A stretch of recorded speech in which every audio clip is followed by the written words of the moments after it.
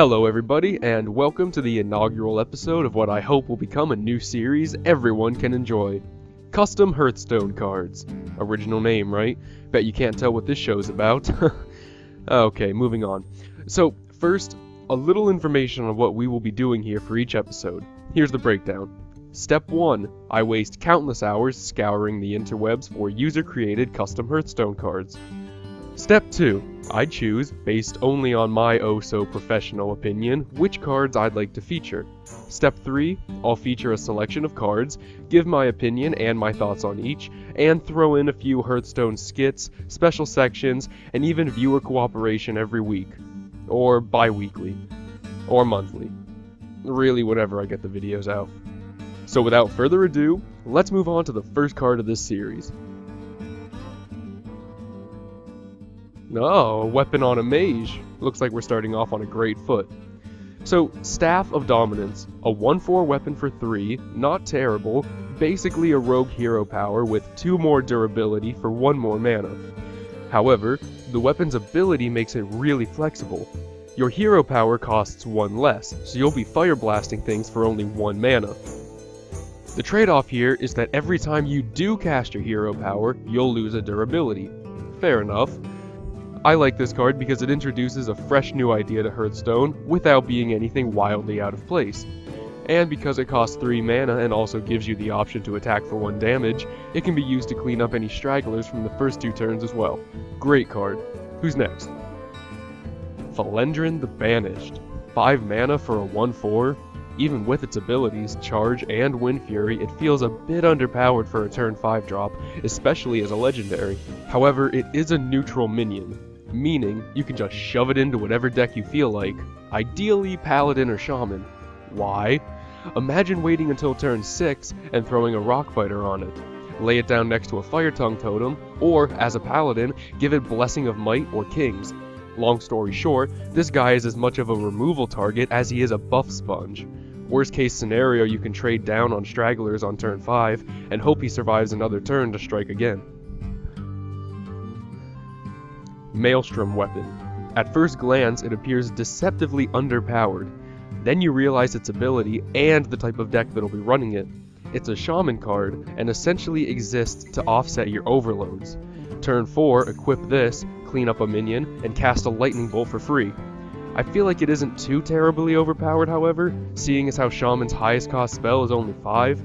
Speaking of Shaman's highest cost card, one conceivable play with this would be turn 5, give it a Rockbiter weapon, get their pesky taunt creature out of the way, throw down a Leroy, and cast Bloodlust for free. In an aggro deck, that could easily secure you a turn 5 win. Oh, I do love me some combo rogue cards. And this is short, sweet, and to the point.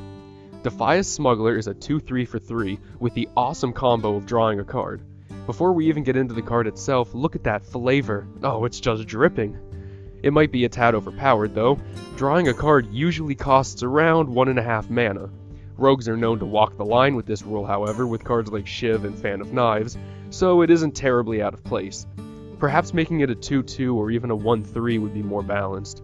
Regardless, I love this card, one of my favorites I've seen so far. Would you look at that, another card with great flavor, at least in regard to Hearthstone's mechanics. Questing Adventurer gains +1/+1 for each other card played, meant to represent his quests. Charismatic Adventurer, however, gains +1/+1 for just sitting around talking about his adventures. This is arguably one of the best 1-drops I've seen, seeing as how it can snowball so quickly if you're able to protect it for only a couple turns, which shouldn't be a problem in mage, rogue, or even druid decks. Now this is an idea I really like, but I fear the way it's implemented here is a bit overpowered. Basically, Atiyesh is a neutral weapon, a 3/5 for 5 with the added bonus of summoning a 0/2 Raven with Taunt whenever your hero attacks. A 3/5 weapon for 5, especially one available to any class, is already a tad on the strong side. Add to that the fact that it summons chumps for you. Add to that the fact that those chumps have an immediate effect on the board because they have Taunt. While I really do love this card, I feel a better version of it would be 5 mana for a 2/3 weapon, and it summons a 1/1 Raven. It's a great concept, however, and I really like the art chosen for the card. Twilight Paynesmith is another one of my favorites. It has just enough flavor to be fun to think about, even referencing another card in its flavor text. A 4 for 4/3 that deals 1 damage for each card in your hand.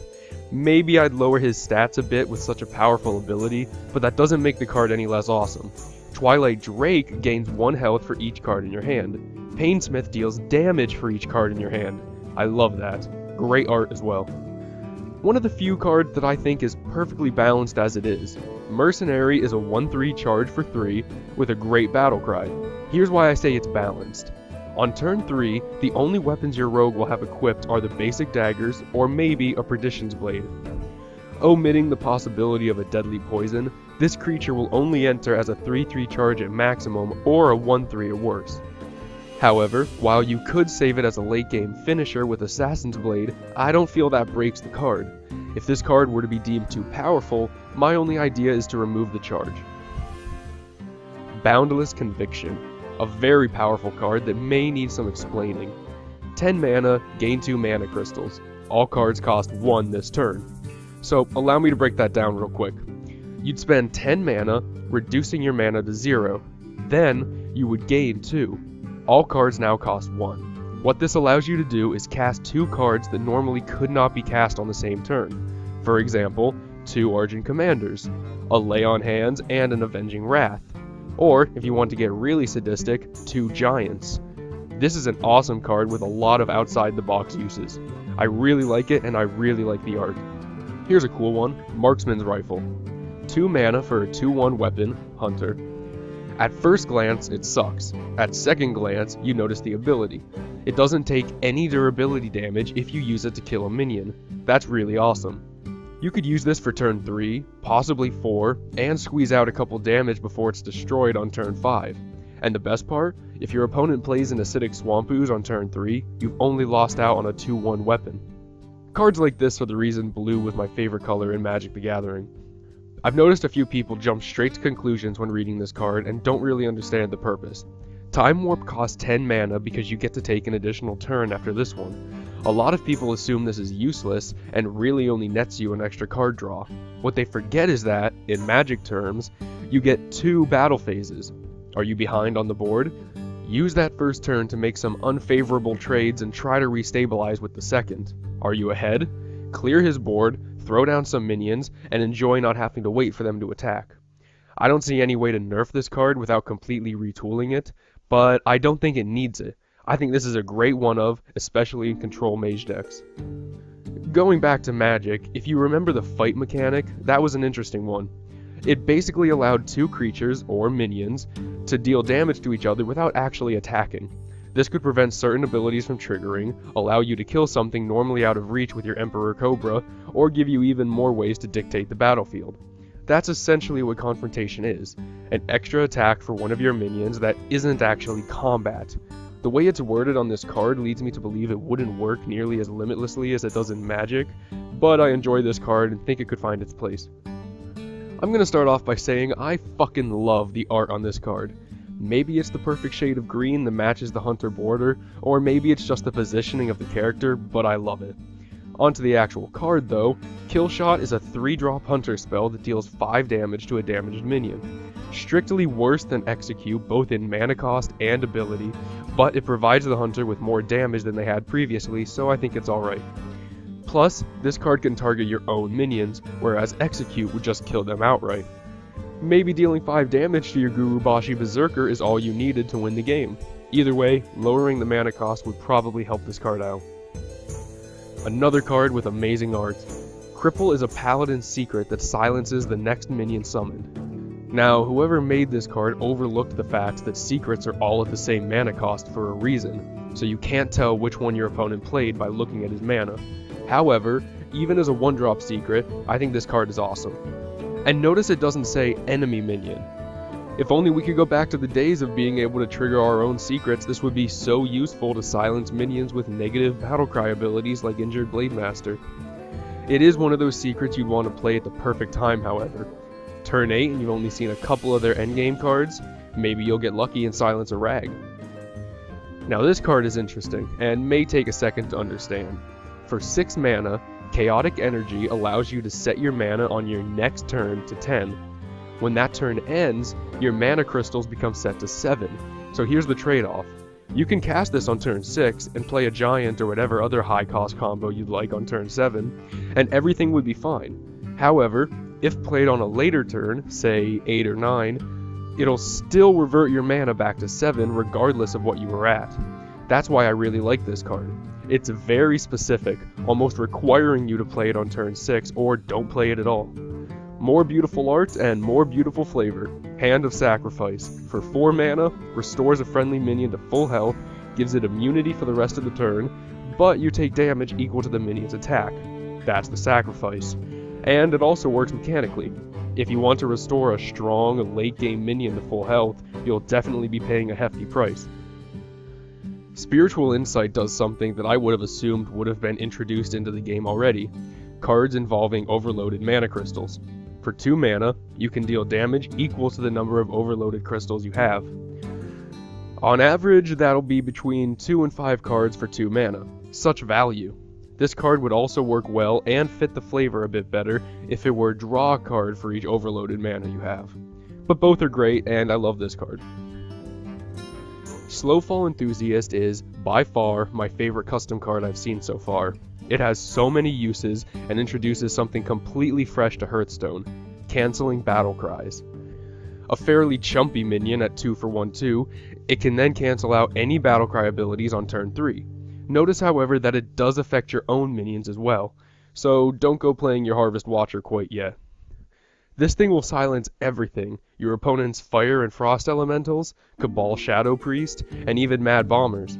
On the flip side, you can play your injured Blade Masters and even Deathwing without worrying about those negative battle cries. This card is amazing. Good luck getting it to live long enough to play Deathwing though. Hymn of Hope is great, with awesome art. 6 mana, restore 1 health to all minions and draw a card for each minion healed. It has great synergy with cards like Northshire Cleric and Light Warden, and if played at a good time, can completely refill the priest's hand. Might be useful for control priest, and let's be honest, are there any other kinds? And, as will become tradition, I saved a crazy card for last. Algalon the Observer. 7 mana for a 6/8 is pretty decent. His Battle Cry and Death Rattle, however, are draw 2 Celestial cards. What is a Celestial card, you may ask? Well, those are Celestial cards. They all cost 0 mana and have what I feel is a balanced ability. Cold Void freezes a character, Celestial Healing restores 3 health, Astrology draws a card, Black Hole destroys a random minion, Supernova deals 1 damage to all enemy characters, Falling Star deals 2 damage, Constellation of the Steed is a 2/2 charge minion, Constellation of the Dragon is a 1/1 Divine Shield +1 spell power minion, and Star Shard Edge is a 4/1 weapon. Holy crap. This card is absolutely awesome. I could totally see it being implemented into the game, as it actually is really balanced. It's also a ton of fun, and every card has great art. I don't know who created this card, because I found it in a master list and no credit was given, but if you're out there, if you're watching, I'd like to talk. Okay, and that ends the biggest chunk of the show, but we still have 2 segments left to go. Let's begin with Flavor Corner. This is the part of the show where I showcase one card that I feel has really awesome flavor. Today's flavor? Chocolate ice cream. And our card? Myra Tierngard. A 2-cost 0/3 that hands out bread? Hell yeah! At the end of your turn, you get to draw a bread card. The 3 cards you can get are Freshly Baked Bread, Homemade Cherry Pie, and Cornmeal Biscuit, all food items that she actually sells in Ironforge in World of Warcraft. Any minion that's willing to hand me biscuits and toast and pie is going in my deck.